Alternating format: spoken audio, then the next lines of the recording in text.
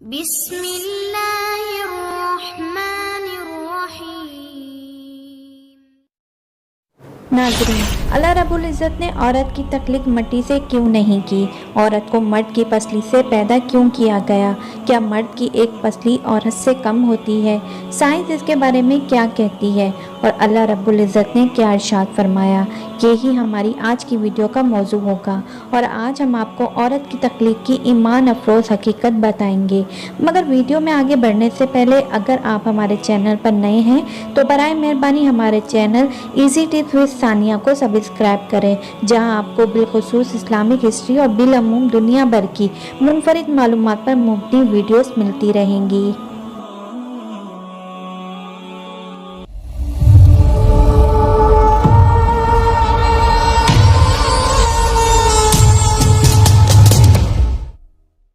ناظرین، قرآن مجید و فرقان حمید میں ارشاد باری تعالیٰ ہے، وَلَقَدْ خَلَقْنَا الْإِنسَانَ مِنْ صَلْصَالٍ مِّنْ حَمَإٍ مَسْنُونٍ، بے شک ہم نے انسان کو کالی اور سڑی ہوئی کنکناتی مٹی سے پیدا فرمایا۔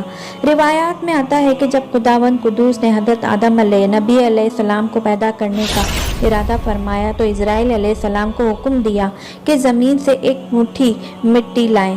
حکم خداوندی کے مطابق اسرائیل علیہ السلام نے آسمان سے اتر کر زمین سے ایک مٹھی بھر مٹی اٹھائی تو پورے روئے زمین کی اوپری پر چھلکے کی مانند اتر کر آپ کی مٹھی میں آ گئی، جس میں 7 رنگوں اور مختلف کیفیتوں والی مٹیاں تھیں، یعنی سیر و سیاہ، سرخ و زرد رنگ والی، اور نرم و سخت، شیریں و تلخ، نمکین اور پھیکی وغیرہ کیفیتوں والی مٹیاں شامل تھیں۔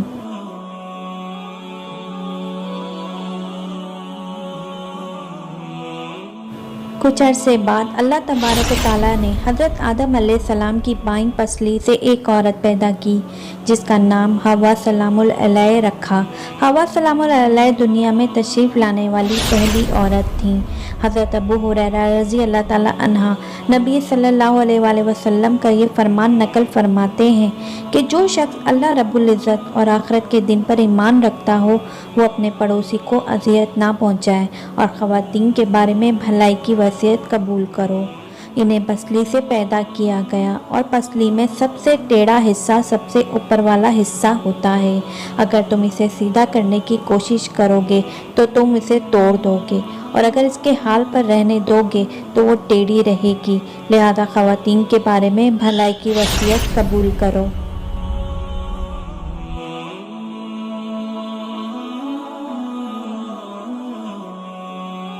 ناظرین، شریعت محمدی صلی اللہ علیہ وآلہ وسلم نے بہت سے معاملات میں عورتوں اور بچوں کا حکم ایک سا رکھا، جیسے کہ باجماعت نماز کا مسئلہ، جمعے کا مسئلہ وغیرہ۔ تو شاید اس میں بھی عورتوں کی طرف اشارہ ہے کہ عورتوں کے ساتھ بچوں کی طرح نرمی کا رویہ اختیار کرنا چاہیے۔ ناظرین، اسی طرح قرآن مجید فرقان حمید میں اللہ رب العزت نے ارشاد فرمایا، الرجال قوام علی النساء، یعنی مرد عورتوں پر نگہبان ہیں۔ عورت کی ضروریات، اس کی حفاظت اور دیگر کئی امور میں مرد کو عورت پر تسلط حاصل ہے، اور یہ خود اللہ رب العزت نے فرمایا، گویا عورت رعا اور مرد بادشاہ ہے۔ اس لیے عورت پر مرد کی اطاعت اللہ رب العزت نے لازم قرار دی ہے۔ اس سے یہ بات ظاہر ہوتی ہے کہ میاں بیوی کے حقوق ایک جیسے نہیں، بلکہ مرد کے حقوق عورت سے زیادہ ہیں، اور ایسا ہونا عورت کے ساتھ ناانصافی یا ظلم نہیں، بلکہ عین انصاف اور حکمت کے تقاضے کے عین مطابق ہے۔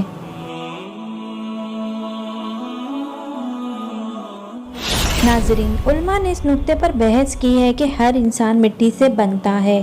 کیا انسان اول حضرت آدم علیہ السلام مٹی سے بنے ہیں؟ اصل بات یہ ہے کہ پہلے انسان مٹی سے بنے ہیں، اور باقی انسانوں کے بارے میں مٹی سے بنا ہوا اس لیے کہا جاتا ہے کہ مٹی سے ہی غذائے کھا کر نطفہ بنتا ہے، جو انسان کی تخلیق کا باعث ہے۔ اس حوالے سے سورہ طٰہٰ کی آیت منہا خلقناکم وفیہا نعیدکم ومنہا نخرجکم تارۃ اخری کے تحت بعض مفسرین نے یہ موقف اختیار کیا ہے کہ انسان کو اللہ رب العزت نے مٹی سے پیدا کیا۔ नाज़रीन, इसी तरह बास के मुताबिक मर्द की पसली से औरत को बना के अल्लाह रब्बुल इज़्ज़त ने मर्द को अपनी इस हिकमत का इशारा दिया कि मैंने औरत की तख्लीक फरिश्तों से लाई मट्टी से नहीं की बल्कि इंसान की पसली से की। मैंने इसे तुम्हारे जिस्म के हिस्से से इसलिए निकाला कि औरत का तकद्दुस और पर्दा कायम रहे, फरिश्तों को भी खबर ना होने पाए कि ज़मीन की लाई हुई किस मिट्टी से औरत की तख्लीक हुई।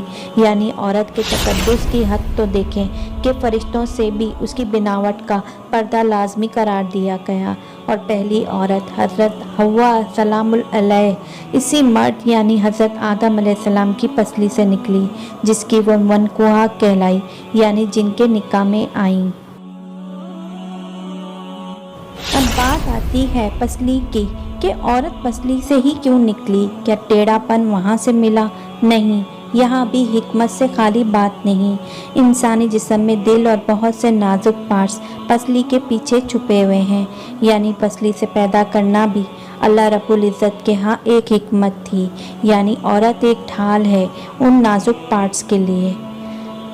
तो क्या अल्लाह पाक ने औरत को पसली से निकालकर ये नहीं बताया कि औरत में टेढ़ापन है, बल्कि उसने औरत को पसली से तख्लीक करके ये बात समझा दी कि औरत वक्त पड़ने पर ढाल भी बन सकती है।